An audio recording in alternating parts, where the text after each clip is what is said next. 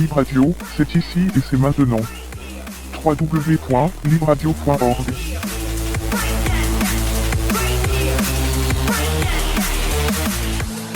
Nous sommes vendredi 12 juin, à 2 jours du premier anniversaire de la grande grève féministe et la grève des femmes du 14 juin 2019, qui, rappelons-le, a mobilisé plus de 30 000 personnes à Genève. Où en est-on à un an de cette grande mobilisation? Les lignes ont-elles bougé? Et si oui, dans quelle direction? Voici quelques questions que l'on vous soumet immédiatement. Mais pour commencer, voudriez-vous vous présenter et nous dire de quelle position et de quel point de vue vous nous parlez? Elsa et Caro, bonjour. Bonjour. Bonjour.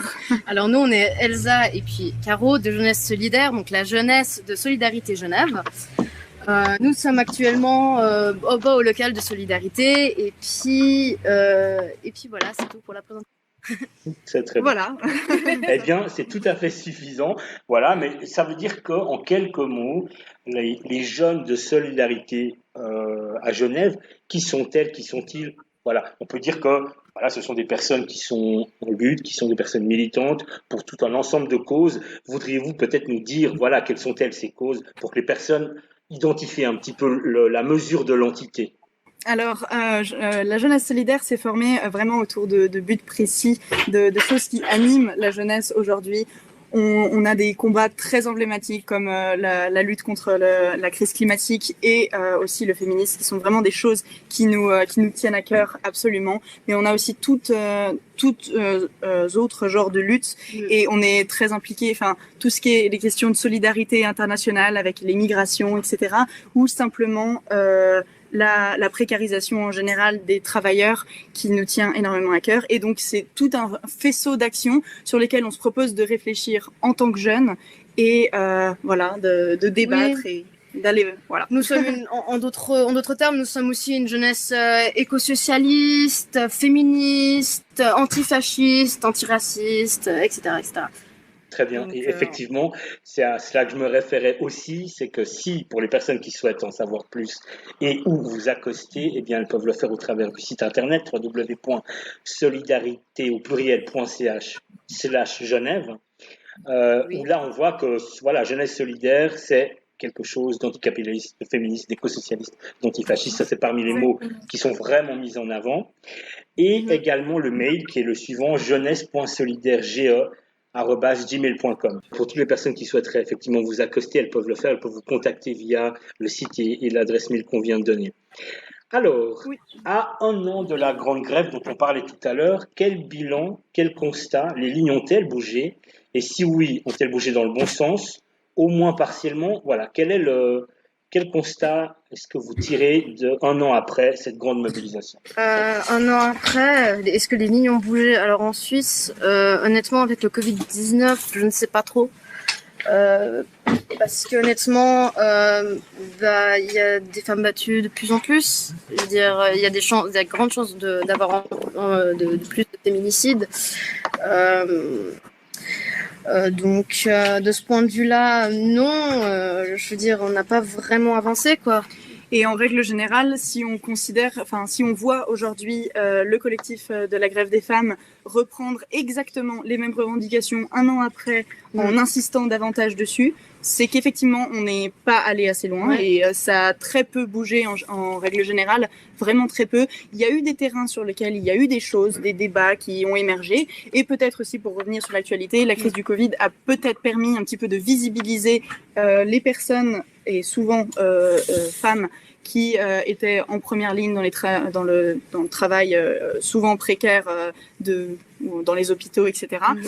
Et maintenant, il s'agit de vraiment passer à l'action. Peut-être que cette année, une année après, les gens ont pu maturer un petit peu ce qui s'est passé et les revendications sont toujours les mêmes et on est là pour enfoncer le clou. Ouais. Exactement. Et puis, on a un truc dans la Constitution, par exemple, pour l'égalité salariale. Ça fait maintenant pas mal de temps. Et là, on n'a toujours rien, quoi. Donc voilà, on peut dire que les effets escomptés, on peut dire que les effets escomptés sont pas probants. On va revenir bien sûr sur les revendications dans quelques instants. Malgré le fait qu'une nouvelle législature prenne place depuis donc là maintenant, on s'aperçoit que on n'est pas satisfaite clairement de la tournure qu'ont prise les choses depuis cette année. Absolument. Exactement. D'accord. Alors, on reviendra tout à l'heure aux revendications. Avant cela, j'aurais voulu savoir si, selon vous, est-ce que tout de même les mœurs, ou au moins des perceptions, ou au moins quelques représentations ont évolué? Est-ce qu'on sort, selon vous, on est en phase de sortie de certains stéréotypes de genre qui nous assiègent, qui nous empoisonnent, des assignations et des injonctions qui sont faites? Alors, selon vous, est-ce qu'on en sort un peu, ça évolue un peu, ou est-ce qu'en fait, pas tant que ça, quoi? Alors, je me propose de répondre, et selon nous, très peu, malheureusement. Par contre, s'il y a quelque chose qu'on peut dire, c'est peut-être que c'est un petit peu plus problématisé. C'est-à-dire que maintenant, on a plus des gens qui veulent s'expliquer sur la chose, et peut-être dans ce sens-là, il y a quand même dans l'esprit des gens une problématisation. C'est-à-dire que on peut plus dire des choses, penser des choses ou appliquer des normes sans qu'il y ait besoin de se justifier un tant soit peu. Donc, on est très très loin de changer les mœurs. On est très très loin de changer toutes sortes de choses qui nous assiègent aujourd'hui, normes de genre, etc. Mais peut-être, si on pouvait dire quelque chose, c'est que maintenant, on commence quand même à problématiser davantage ça, et notamment des événements comme la grève des femmes, et on va continuer à le faire, permettent à ce que quand ces normes sont mises en avant ou perpétrées, avec la visibilisation des femmes dans l'espace public, notamment grâce à ces grèves des femmes, on a plus une problématisation de ça. C'est-à-dire qu'on a souvent quelqu'un en face qui va dire quelque chose, même si c'est pas encore la norme, mais qu'on est très loin du but. Oui, et puis on nous traite d'hystérique, mais bon, ça c'est... Oui, mais c'est pas grave. Ouais, non, mais c'est important de le dire que voilà, il y a des choses sur lesquelles on doit continuer de répéter, de revenir, de refaire de la pédagogie et en même temps d'avancer, de conquérir et de se battre. Il faut absolument continuer à enseigner, à montrer, à se montrer dans l'espace public et à travers toutes sortes d'actions, et de toutes les façons possibles, maintenant, pour pouvoir aller dans ce sens. Oh, pardon, je suis désolée. Maintenant, il faut vraiment oser hausser la voix, oser dire que le féminisme n'est pas une mauvaise chose, que le féminisme est là justement pour améliorer les choses et non pour castrer les petits hommes cis. Voilà. Absolument, Donc, non. absolument. Non, mais c'est important de le dire, c'est important de le dire. Donc Tout à voilà. fait, voilà. C'est pour tous et toutes, pour une société apaisée et qui puisse se développer comme on l'entendrait, et qui puisse enfin vivre simplement dans le respect et pouvoir avancer sur bien d'autres sujets. Une vraie égalité sociale et économique, etc. Une égalité, tout simplement. L'égalité avant tout. Mhm. Voilà. Alors, on va y venir à ces revendications. Alors, a priori, il y en a 16 qui sont portées par le collectif. Peut-être voudriez-vous en énoncer quelques-unes ou toutes. C'est à vous de voir comment vous la sentez. Moi, j'aurais voulu, pour introduire ce sujet-là, juste vous questionner sur une en particulier, si vous voulez bien, parce qu'on essaie à la radio également de faire un petit peu de pédagogie, si vous voulez bien éclairer ce qu'elle signifie, ce qu'elle contient, c'est celle de la charge mentale. Alors, si vous voulez bien nous dire qu'est-ce qu'on entend par charge mentale, et puis ensuite dérouler, comme vous l'entendrez, les revendications qui seront présentes lors de dimanche, mais qui sont tout au long de l'année, au quotidien, quoi. Alors, la charge mentale, qu'est-ce donc? Alors, la charge mentale, en fait, c'est quand on est une femme, c'est qu'on a beaucoup de choses à faire. La plupart des femmes, en fait, font un travail et s'occupent de tout à la maison. Donc, c'est-à-dire que elles font vraiment tout. Donc, elles concilient, en fait, vraiment travail et ménage. Et la plupart du temps, mais même plus, genre les finances du foyer, etc., etc. Et puis, qu'il n'y a pas forcément une vraie répartition des tâches, en fait, au sein du foyer. Et du coup, ça peut poser problème. À cause de ça, il y a du stress qui se crée. À cause de ça, il y a justement une fatigue mentale. Il y a des femmes qui, vont en dépression parce qu'elles ont juste trop à faire, en fait. Et que justement, leurs partenaires ne font rien. Et vraiment, cette charge mentale, surtout qu'elle a augmenté avec le Covid, avec le télétravail, les enfants à la maison, le ménage. Concilier le tout, en fait. Et la plupart du temps, ces femmes, elles se retrouvent seules. Et du coup, c'est vraiment... Il faut vraiment en parler de ces choses-là, parce que c'est horrible de se dire que dans notre société, en fait, on a toujours des personnes qui sont juste en fait malheureuses parce que personne les aide. Il y a une mauvaise répartition. Il y a une mauvaise répartition des tâches dans le foyer et ça a des conséquences juste tristes en fait. Je suis en pleine interview. Et on peut faire tout à fait le lien avec une autre revendication qui est la revalorisation du travail. Et très important que ce soit un travail salarié comme on l'entend habituellement ou un travail non rémunéré à la maison, souvent à s'occuper des personnes, que ce soit des enfants, des parents ou simplement du mari qui en branle pas une. Et ça, c'est tout à fait aussi une autre revendication, c'est vraiment revaloriser le travail des femmes en général. Avec notamment, il y a des propositions d'aide plus poussées aux femmes qui doivent faire ce travail de s'occuper des personnes à la maison pour vraiment pas invisibiliser ce travail qu'on pourrait appeler de reproduction, mais qu'il ait une place dans la société et la place qu'il devrait avoir puisqu'il doit être fait et il doit être valorisé. Donc ça, c'est aussi quelque chose qui va dans la continuité de cette charge mentale, c'est-à-dire que c'est réellement un énorme travail à faire qui demande de l'investissement physique, mental, qui demande des ressources financières et donc qui doit être aidé et qui doit être promu et valorisé à son juste titre dans cette société. Je ne sais pas s'il y a d'autres revendications. Alors voilà, est-ce que vous souhaiteriez énoncer quelques-unes des revendications qui vont tenir le haut du pavé dimanche? Vraiment, en fait, les retraites dignes.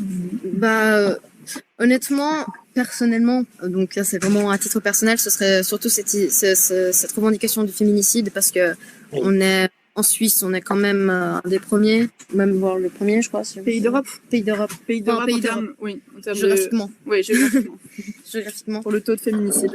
Et puis surtout les violences conjugales, les violences faites aux femmes, l'harcèlement de rue, l'harcèlement sur les réseaux sociaux, surtout en ce moment, même surtout en période de Covid, j'avais l'impression. Oui. Beaucoup, l'harcèlement, le cyberharcèlement et l'harcèlement de rue. Qui continue et puis qui même hausse, j'ai l'impression, donc personnellement. Donc voilà, lutter contre ça aussi. Mais je pense qu'en lien avec l'actualité, ce sera vraiment des revendications sur aussi le travail précaire et les violences domestiques, puisque si on veut aller dans le sens de l'actualité, c'est vraiment des choses qui sont déjà venues dans l'actualité et sur lesquelles on va insister et proposer des solutions, des idées et proposer la discussion autour de ça. C'est peut-être des choses qui vont toucher les gens, comme on a commencé à réfléchir aux emplois précaires dans les institutions médicales, etc. Voilà. Parce qu'il y a quand même 350 000 femmes précaires en fait en Suisse, et puis c'est juste énorme. Redis le chiffre. 350 000 femmes précaires en Suisse. Précaires en Suisse. Donc, ce qui fait 8,6% contre. Je sais plus pour le. C'est un canton, quoi. C'est un canton entier de femmes précarisées. Voilà. Exactement. On va venir au programme tout doucement. Je vais vous questionner sur le programme. Si vous êtes d'accord de nous dire un petit peu, voilà, vous, aujourd'hui, vous avez prévu quelque chose, si vous voulez nous en parler ou pas. Et puis ensuite, dimanche, de quelle manière est-ce qu'on peut à ce moment-là également vous accoster, vous rejoindre et qu'est-ce qui va se passer en quelques mots. Mais avant cela, j'aurais voulu qu'on vienne, puisque vous l'avez cité à plusieurs reprises, sur cette crise sanitaire, Covid-19. Selon vous, qu'est-ce que ça a révélé? Est-ce qu'il y a moyen de résilier ce qui s'est passé? Parce qu'on aurait pu s'attendre à, effectivement, pourquoi pas, une solidarité accrue. Et on s'est retrouvé avec plutôt, en tout cas en France, des chiffres terribles concernant l'augmentation des violences conjugales, je crois de plus de 35%, notamment via le site de noustoutes.org, qu'on conseille d'aller consulter. Voilà, alors selon vous, cette crise, est-ce qu'elle a révélé quelque chose? Et si c'est le cas, quoi? Et est-ce que là-dedans, il y a quelque chose à résilier? Ou est-ce qu'il faut juste se dépêtrer de ce truc, en sortir et puis reprendre la lutte là où elle était? De toute façon, on ne pourra pas faire comme si ça n'avait pas existé. Ah, ça, c'est clair. Pour tout. C'est-à-dire que si ça a révélé des choses, ça a révélé des choses qui existaient déjà, qui ont pris probablement de l'ampleur à cause des mesures de confinement ou tout ça, et notamment au niveau des violences domestiques. Donc, il y a des choses qui ont pris de l'ampleur, mais il y a des choses qui étaient déjà là et ça faisait déjà un moment qu'on en parlait et qu'on faisait de la sensibilisation par rapport à ça. Donc, ça peut être intéressant si les gens dans cette optique-là se disent qu'il y a vraiment quelque chose qui a été visibilisé davantage puisqu'il a été davantage mis en avant pendant cette crise. Mais c'est quelque chose qui existait déjà et qu'il faut continuer à incriminer. D'accord. Je pense que ça a pu visibiliser un petit peu ce qui existait déjà, mais c'était déjà la merde. Oui. Donc, d'une certaine façon, si ça a permis de visibiliser, tant mieux. Mais on voit que ça a également pu en ajouter d'une certaine manière. Ah oui, Ça fait Avec que, le Covid, c'est voilà, clair que qu'il y a eu l'isolement de certaines personnes précaires, eh bien, s'est accru, bien entendu, que les personnes qui étaient dans des... Voilà, on a entendu des témoignages terribles de personnes qui pouvaient même plus fuir des situations dans lesquelles elles étaient vraiment purement emprisonnées et violentées, quoi. Oui, parce que le bourreau était omniprésent en soi à cause du confinement. Le bourreau est omniprésent. La plupart du temps, on se fait contrôler. Le bourreau contrôle le téléphone, contrôle les appels, Donc vraiment, c'est difficile dans cette situation-là, je pense, parce que je n'ai pas vécu, mais de ce que j'en sais, c'est que c'est difficile de trouver une échappatoire pour envoyer un message, même à ses proches. Écoute, X me fait ça, X me fait ci. Et je sais pas comment m'en sortir. Et même, il y a des personnes qui ont de la fierté et du coup, mais qui osent pas, en fait. Tout simplement, osent pas dire que leur conjoint ou leur conjointe est violent avec soi, quoi. Ouais. Voilà. Tout simplement. Alors, concernant le programme, vous aviez effectivement prévu une action aujourd'hui. Oui. De quelle nature allez-vous la mener? Et ensuite, voudriez-vous nous dire dimanche, en quelques mots, quel va être le programme, sachant que les informations se trouvent un petit peu partout sur le net et sur les réseaux sociaux. On ne l'a pas dit, mais vous êtes également présente sur les réseaux sociaux. Hein. C'est la page suivante, c'est facebook.com/solidarité au pluriel.jaune au pluriel également. Que là, évidemment, toutes les informations seront trouvables.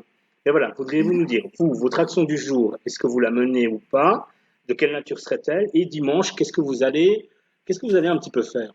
Alors pour l'action d'aujourd'hui, il était prévu normalement qu'en fait nous allions avec des phrases féministes sur le corps et donc militer sur la place publique de Bel-Air. Donc avec des pancartes, avec des slogans, avec différents spectres justement des revendications du 14 juin et différents spectres du féminisme, sauf le fémino-nationalisme évidemment. Je veux dire, la question ne se pose pas, mais mais du coup, oui, c'était ça. Et du coup, malheureusement, là, on a quand même du monde. On est quand même en train de faire les pancartes en ce moment. C'est un peu le chenille pendant qu'on vous parle. En fait, je dois vous avouer. Du coup, vous vous concentrez sur dimanche.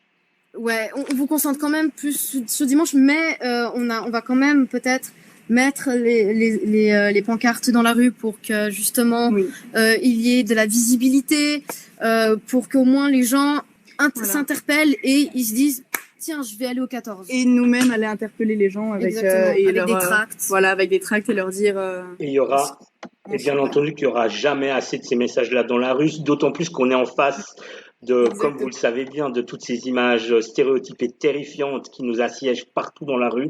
Exactement. Et qui, à force de répétition et de répétition, eh bien, entrent dans l'esprit des plus petites et des plus petits, ce qui est bien dommage. Oui. Ouais.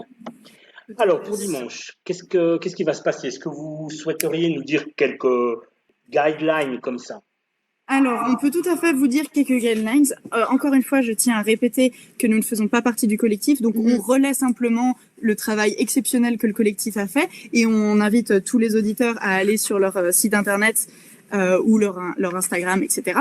Mais ce qu'on peut vous dire, c'est qu'ils ont prévu une échappée féministe qui va être très intéressante. C'est ce dont on parlait. C'est une suite de stands, donc 16 au nombre des revendications, qui se tiendra de 11h à 14h un peu partout en ville. Vous pouvez trouver la carte sur le site. Et en fait, il s'agit de se déplacer de l'un à l'autre, en faire un, deux ou tous. Ce serait super intéressant. Donc, à pied ou à vélo. C'est une échappée féministe. Et ensuite, dès 14h à plein palais, il y aura des interventions, donc probablement des discours, etc., de la musique et des performances. Et à 15h24, il y aura le fameux cri, l'alerte féministe. Donc voilà un petit peu les guidelines. Le matin, enfin en tout cas jusqu'à 14h, cette échappée féministe. Et à partir de 14h à plein palais, beaucoup d'autres choses, des prises de parole, etc. Le code couleur, bien évidemment, si vous le pouvez, ce serait all-in violet, hein, donc tout en violet, si vous le pouvez. Et puis venez toutes et tous, nombreux. Et nous, on sera sûrement, moi en tout cas, je serai sûrement au stand de solidarité. Donc voilà, je ne sais pas encore l'emplacement, mais on relaiera justement ça sur l'Instagram de Jeunesse Solidaire. Donc, stay tuned sur Jeunesse Solidaire, il y aura d'autres infos. Et puis voilà. Ouais, et puis on va citer également, normalement, si je ne me trompe pas, la chorale Nananer qui serait dans les parages. Oui, absolument. Ah, super, fantastique. La fameuse. Non, c'est inratable dimanche. Enfin, il n'y a que les pauvres gens qui sont, qui peuvent pas bouger, qui n'en seront pas. On va dire qu'à l'égal de ce qui s'est passé pour Black Lives Matter, on souhaite qu'il y ait un maximum de personnes. Concernant justement ce nombre de personnes, et puis je vais vous laisser tranquille. J'ai encore 2-3 petites questions, 2-3 minutes si ça vous va. Ok. Bon. Alors concernant le comptage, les masses médias, souvenons-nous-en, l'année passée avaient pour le moins mécompté, et ça c'est en fait avéré, le nombre de personnes qui étaient présentes à la manif. Comment éviter que cela ne se reproduise? Est-ce que vous comptez également sur le fait de produire une information, de faire un autocomptage, des automédias? Parce qu'effectivement, on était passé d'un nombre de, je sais pas, quelques 2-3 000 à en fait plus de 30 000 personnes. Et au bout d'un moment, même les médias de masse ont dû admettre leurs erreurs et leurs mécomptages. Qu'en est-il de ce point de vue-là? Est-ce que vous sentez que les masses médias sont tout de même encore dans une forme de déni? Et si vous pensez cela, est-ce que vous êtes en train de vous prémunir de cela? Ou est-ce que selon vous, là c'est bon, ils ont compris la leçon et c'est ok, on peut penser qu'une confiance prudente puisse avoir cours? Pas sûr. En règle générale, les médias de masse, confiance bof. Mais en termes de comptage, on peut pas trop vous répondre puisqu'on n'en a simplement pas tellement d'idées. Toujours est-il que là, ce sera encore différent étant donné qu'il n'y aura pas un réel cortège qui sera entre guillemets comptable facilement et que ce sera un petit peu disséminé dans la ville aussi pour les mesures sanitaires en vigueur. Donc nous, on peut pas trop vous répondre là-dessus. Mais j'ose espérer qu'il y aura des choses faites dans ce sens-là. Et de toute façon, le collectif de la grève féministe produira, elle aussi, ces informations. Donc, pas de souci à ce niveau-là. Et au bout d'un moment, tant que ce sont des chiffres massifs, que ce soit 5 000 personnes, puisque 5 000 personnes ont pu se déplacer, 30 000 personnes, puisque 30 000 personnes ont pu se déplacer, ou mais même 1 million, eh bien, ce sera toujours quelque chose de massif et l'important, c'est que ça rentre dans l'esprit des gens. Le nombre, finalement, pour nous, importe peu. Tant qu'il y a du militantisme, tant qu'on montre nos valeurs, tant qu'on montre qu'on est là, en fait, et que on est prêt à revendiquer nos causes, je veux dire, le nombre, on s'en fiche. Tant qu'on est là et on luttera encore et encore. Mais c'est une excellente question à poser. Peut-on dire, selon vous, que voilà, cette jauge-là, cet indicateur du nombre, c'est plutôt une vieille arme du patriarcat pour essayer peut-être de décrédibiliser le truc, mais qui est tellement émoussé et qui ne sert tellement plus à rien qu'en fait, on s'en fiche, quoi. On peut s'en ficher.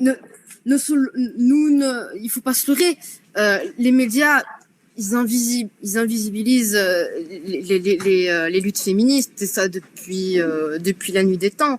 Ça c'est pas nouveau, donc mais c'est pas grave parce qu'on continuera à se battre. C'est tout. Je laisse. Oui, pardon. Pardon.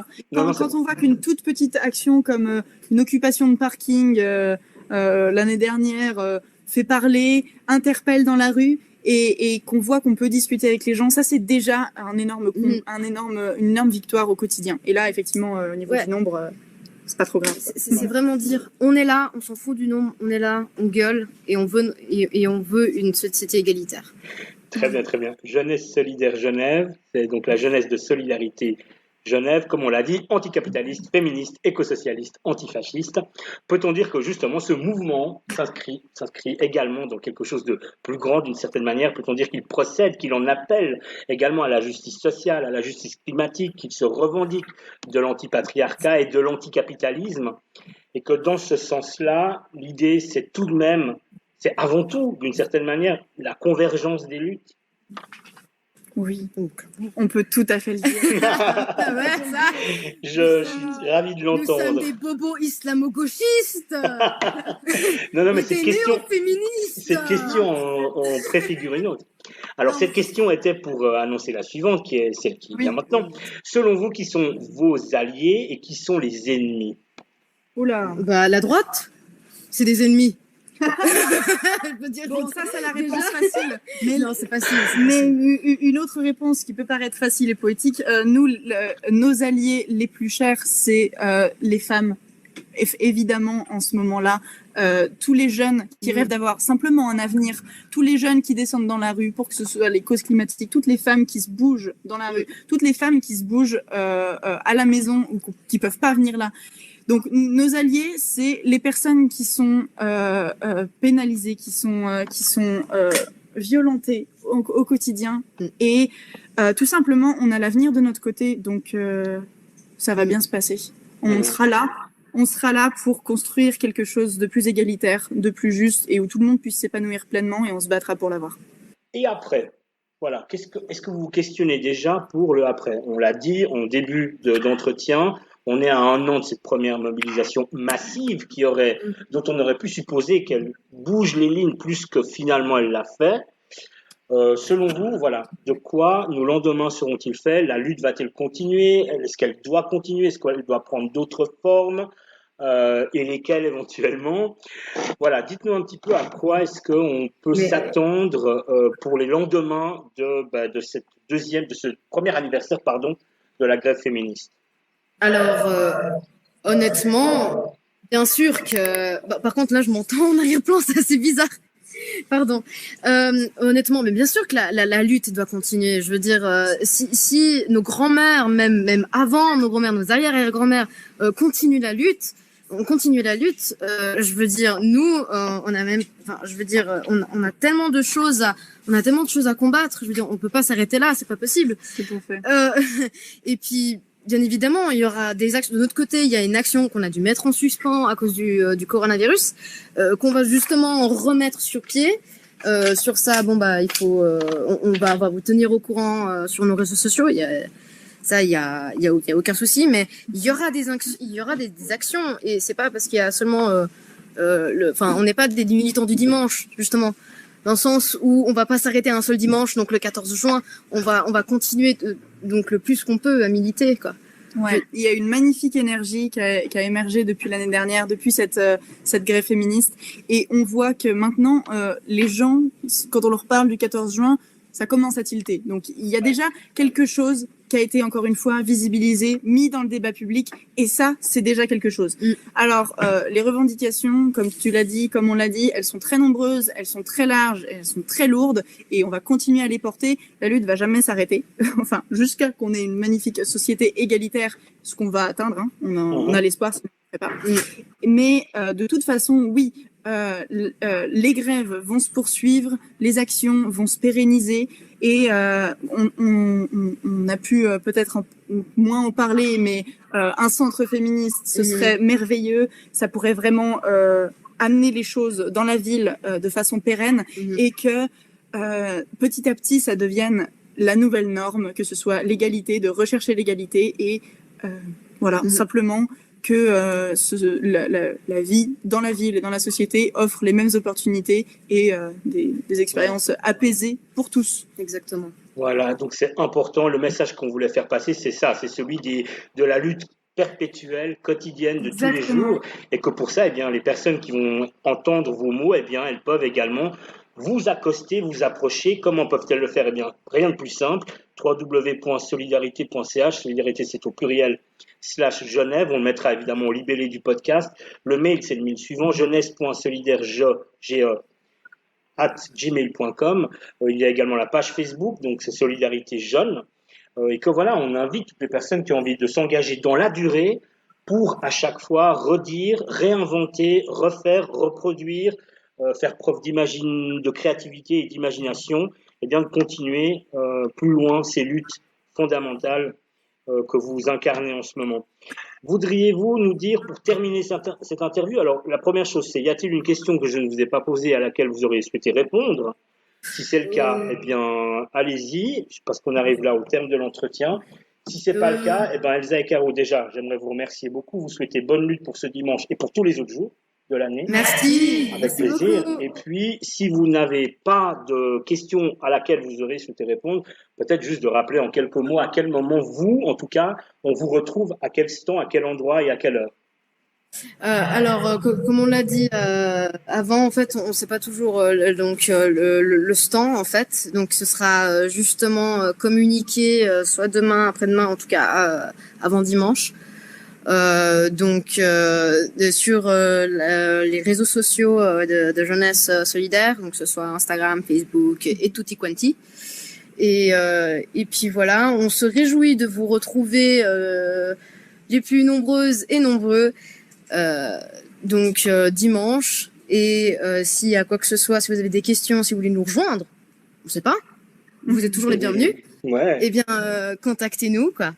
On est Voilà. on est là. Et venez nombreux dimanche pour voir ce magnifique travail qu'ont fait le collectif de la grève des femmes pour nous offrir tous ces moments de lutte et de rassemblement autour de ces luttes qui vont être des instants très forts, magnifiques et qui devraient être ancrés dans la ville. Et voilà, c'est un événement magnifique qui va se produire.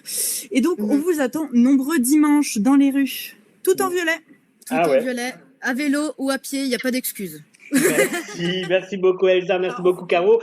Et pour terminer, surtout, on lâche rien. On lâche rien et pas de retour à la normale. Exactement, pas de retour à la normale. Mal avec un A circonflexe, bien entendu. Exactement. Merci à vous.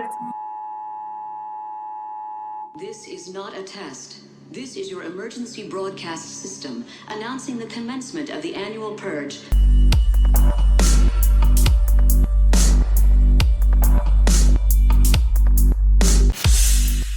LibRadio, c'est la fin du début ou le début de la fin.